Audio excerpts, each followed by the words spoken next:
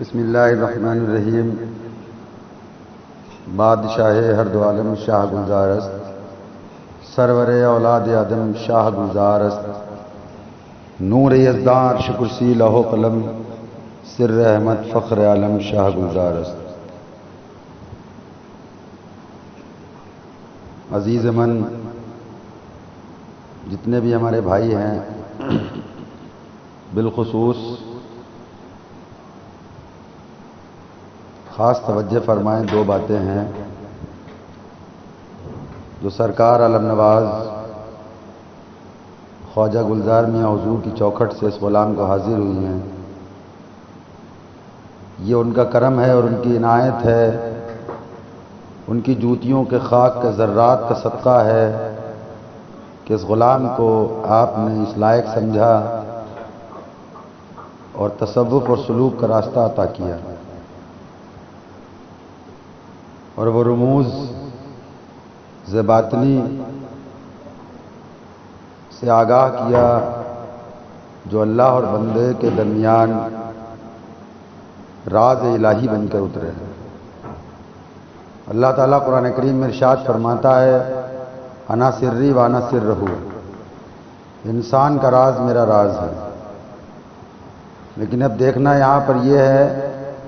کہ اللہ تعالیٰ نے جو قرآن کریم میں ارشاد فرمایا ہے، اللہ فرماتا ہے انسان کا راز میرا راز ہے۔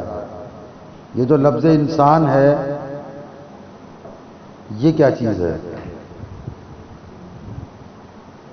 انسان ہوتا نہیں ہے، انسان بنایا جاتا ہے، کیونکہ انسان جو ہے وہ مرشد کامل کی نظر سے بنتا ہے۔ بندے کے اندر جو خصلتیں اور صفات ہوتی ہیں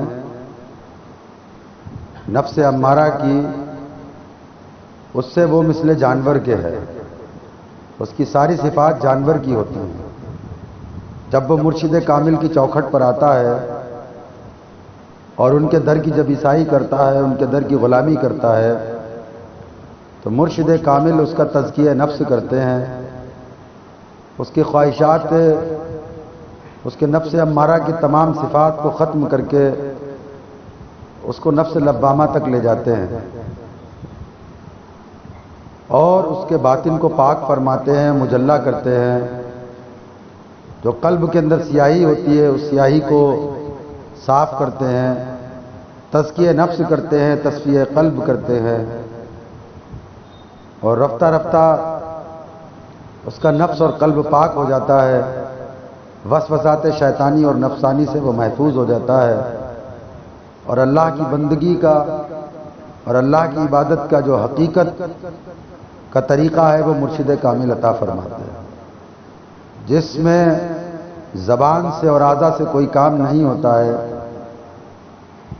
جس کا تعلق قلب اور روح سے ہوتا ہے۔ وہ تعلیم مرشد کامل عطا کرتے ہیں اور عطا کر کے اس کے نفس اور قلب کو اس سے پاک کراتے ہیں۔ حضرت شیخ سلطان باہو رحمۃ اللہ علیہ کی کتاب میں لکھا ہوا ہے، آئینہ فخر میں، کہ پوری عمر مرید مجاہدہ کرے اور محنت کرے، لیکن مجلس محمدی صلی اللہ علیہ وسلم میں داخل نہیں ہو سکتا ہے، اور مرشد کامل کی ایک توجہ کاملہ سے وہ مجلس محمدی صلی اللہ علیہ وسلم میں داخل ہو جاتا ہے۔ تو مرشد کامل کی خاص توجہ اور مرید کا مجاہدہ اس کے نفس اور قلب کو پاک فرما دیتا ہے۔ مرشد کامل کی توجہ ہوتی ہے اور مرید کا مجاہدہ ہوتا ہے، تب جا کے اس کو منزل مقصود ملتی ہے۔ خالص مرید ہو جائے اور مرید ہو کے اپنے گھر پر بیٹھ جائے، سال میں پیر کے گھر عرس میں آیا، قوالی سنی، نظر نیاز کری، نذرانہ پیش کیا،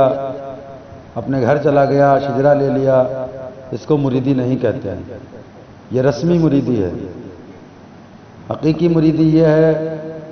کہ جس کا دم اور قدم پیر کی راہ روش کے خلاف نہ ہو، کوئی بھی سانس اس کی خالی نہ جائے، اور کوئی بھی خیال بد اس کے قلب میں پیدا نہ ہو۔ غیر اللہ کا خیال آنا ہی جو ہے طریقت میں کفر ہے۔ جلوہ کسی کا ہو، تجلی کسی کی ہو، ہے دیکھنا حرام تمہیں دیکھنے کے بعد۔ مرشد کامل اس راستے میں مثل کبوتر کے ہیں اور مرید کی مثال ایک کمزور چیٹی کی ہے۔ اگر کوئی چیٹی چاہے کہ ہم ہندوستان سے کعبہ شریف حج کرنا چاہیں گے اور وہ اللہ کے گھر بیت اللہ جانا چاہے تو وہ چیٹی نہیں جا سکتی ہے، لیکن اگر وہ چیٹی کسی کبوتر کے پنجے سے لپٹ جائے اور اپنے ارادے کو ترک کر کے کبوتر کے ارادے پہ موقوف ہو جائے، رک جائے، اور کبوتر کا کام ہے کہ بآسانی وہ اڑتا ہوا کعبۃ اللہ میں جا کے اس کو اتار دے گا، ایسے ہی مرشد کامل کا کام ہوتا ہے۔ مرید کی مثال کمزور چیٹی کی ہے اور مرشد کی مثال مثل کبوتر کے ہے، لیکن مرید کا کام یہ ہے کہ کمزور چیٹی کی طرح جیسے وہ قدموں سے چپٹ گئی اس کے پنجوں سے، ایسے ہی اپنے مرشد کے قدموں میں لپٹ جائے، غیروں کی طرف توجہ نہ دے اور اپنے مرشد کو حوالے اپنے آپ کو کر دے۔ بیعت کے معنی ہوتے ہیں بکنا۔ بیعت عربی لفظ ہے، اسی کو مرید کہتے ہیں، اسی کو چیلا کہتے ہیں، عربی لفظ ہے، بیعت کے معنی بکنا۔ اور گرو، مرشد، پیر،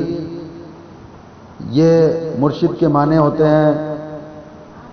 ہادی کے معنی ہدایت دینے والا ہوتا ہے، اور مرشد کے معنی ہوتے ہیں منزل تک پہنچانے والا۔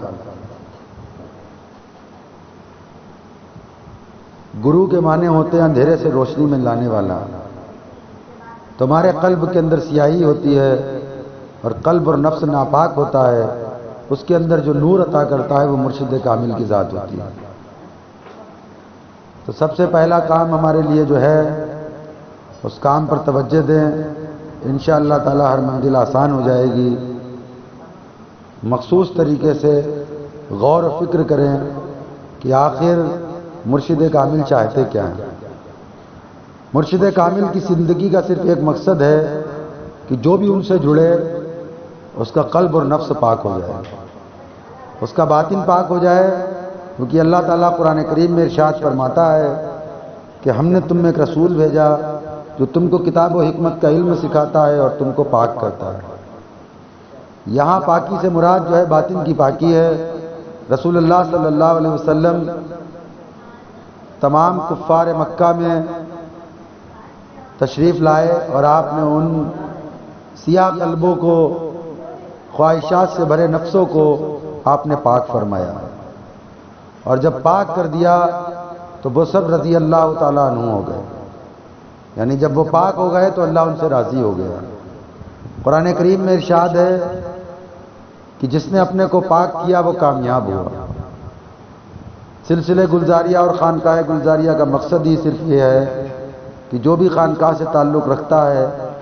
اس پر محنت اور توجہ دی جاتی ہے، تعلیم اور تربیت کے ذریعے اس کو یہ علم سکھایا جاتا ہے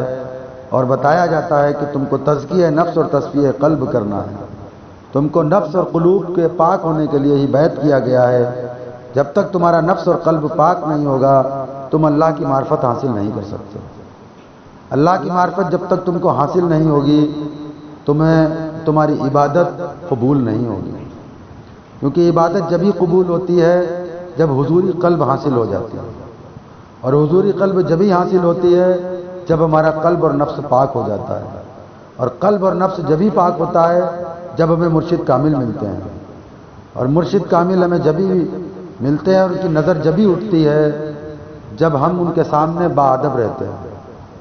عقیدت رکھتے ہیں، محبت رکھتے ہیں، خدمت کرتے ہیں، اطاعت کرتے ہیں۔ جو 5 فرض نہیں بجاتا ہے اس پر مرشد کی نظر کبھی نہیں اٹھتی ہے۔ ہزاروں مرید آتے ہیں اور ہزاروں چلے جاتے ہیں،